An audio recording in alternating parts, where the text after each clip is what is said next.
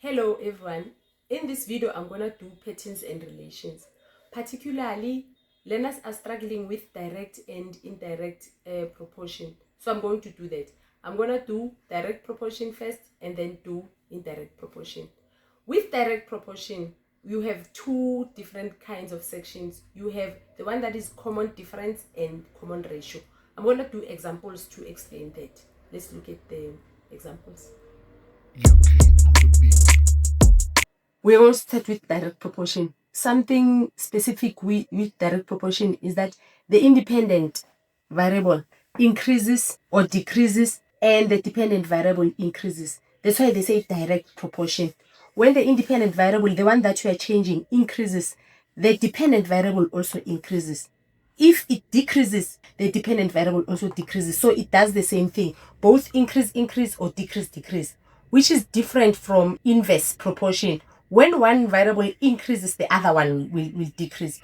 We'll look at that later. And then with direct proportion, we are looking at two different kinds. There's constant different and constant ratio. I'm going to do the constant different first and then show you with an example. With a constant difference, the dependent variable increases by adding or subtracting a constant number. So that way makes it different from a constant ratio. You add or you subtract.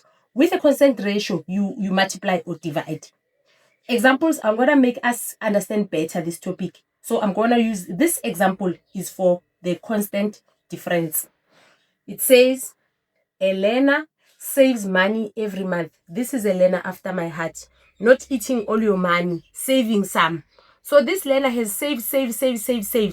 In January, she has 500. So in her account in January, she has 500.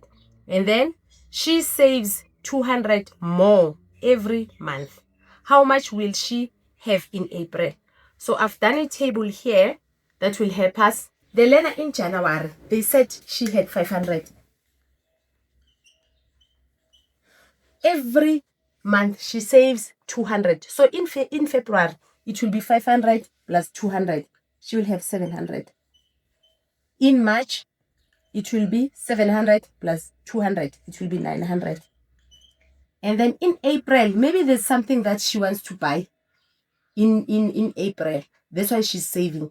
So in April, you add 200 here because they said she's saving 200 in each month. So in April, 900 plus 200, it will be 1,100.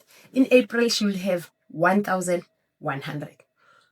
Let me show you why they call it a constant difference.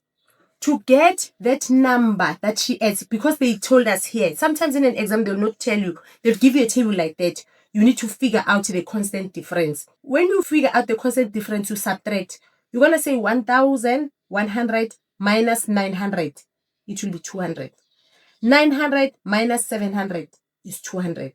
700 minus 500 is 200. So your constant difference is 200. But why do you say difference? Remember, different. When you subtract, we say different. The way that I got the number, I subtracted the other numbers. So my constant difference is 200. Let me write that down. The constant difference is 200.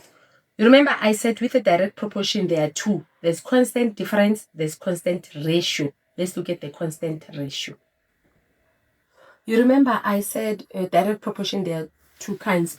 So direct proportion, when the one variable increases, the other one increases. So the second kind is constant ratio.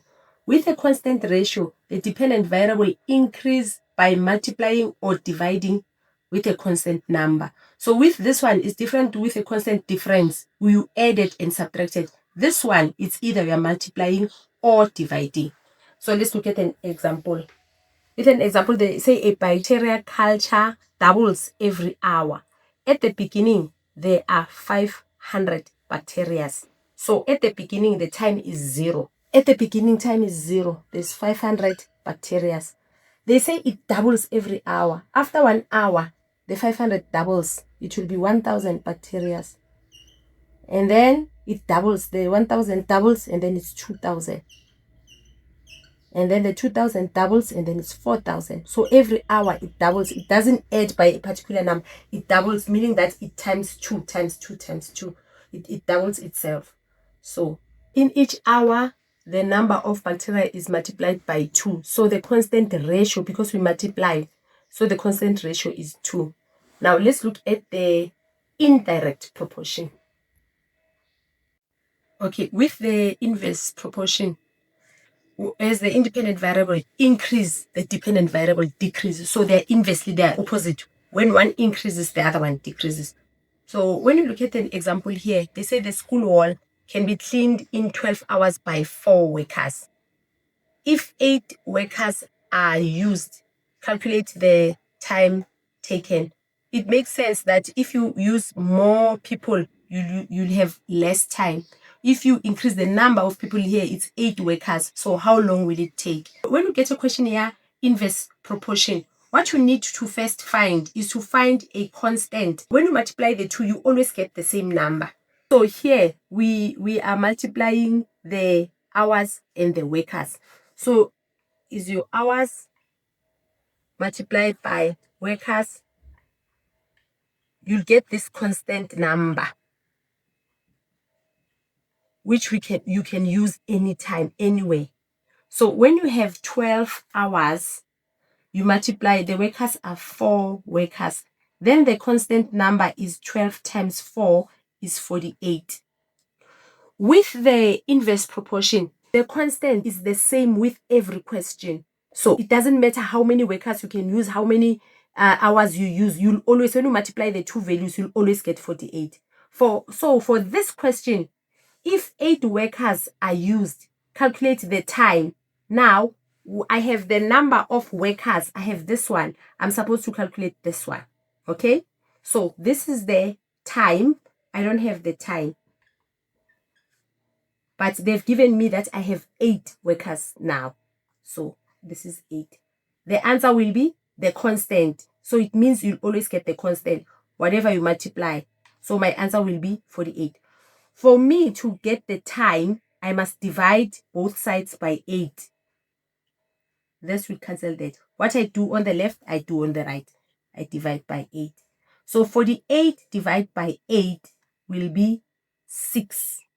So it means the time will be 6 hours.